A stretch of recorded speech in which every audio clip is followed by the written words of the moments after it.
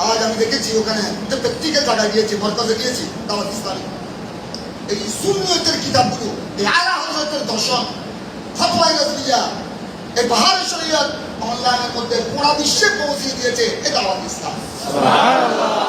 এখন আর বাহারে শরীয়ত লাইব্রেরি থেকে কিনতে হবে না, ফতোয়ায়ে রাজবিয়া কিনতে হবে না, এখন অনলাইনের মধ্যে তুমি বাহারে শরীয়তের সামনে, ফতোয়ায়ে রাজবিয়ার সামনে আলা হযরতের অনেক তাসানি এটা পুরো বিশ্বে পৌঁছে দিয়েছে।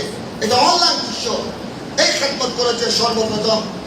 অনেক সুন্নি সংগঠন আছে, প্রত্যেক সুন্নি সংগঠনের প্রতি আমার ওয়াকার রয়েছে, আমার তাজিম ও তাকরীম রয়েছে, কিন্তু এই খেদমত আঞ্জাম দিয়েছে দাওয়াত ইসলাম। সুবহানাল্লাহ। কেন আমরা হককে, কেন আমরা একটা এহসানকে স্মরণ করলে কিন্তু রসুলের এটা তো শুকরের নিয়ামত, এটার দ্বারা আমি সওয়াব পাবো, আল্লাহ নিয়ামতের মধ্যে আরো তরক্কি দান করবে, ওনাদের মধ্যে একটা খেদমতের জজবা সৃষ্টি হবে।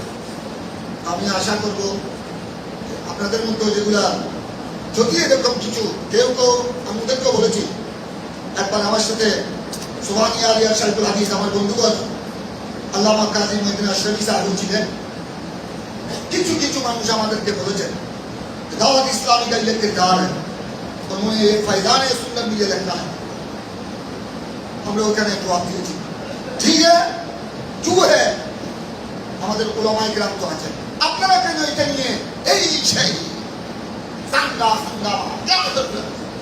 হ্যাঁ এটা যদি কিছু তাহকিকের জরুরত হয়, কিন্তু আমি তো করাচি ডাইরেক্ট ওখানে পাকিস্তান ওনাদেরকে পরামর্শ দিয়েছি, आप मशवरा कौन सी है, आप बैठ जाए, आपका उलमा है।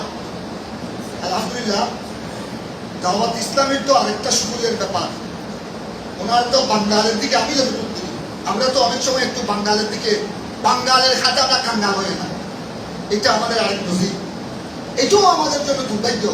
আপনারা একটু সচেতন থাকবেন, কারণ শয়তান তো আমাদের পিছনে লাগা আছে, মুনাফিকরাও আমাদের ডানে বামে উপরে নিচে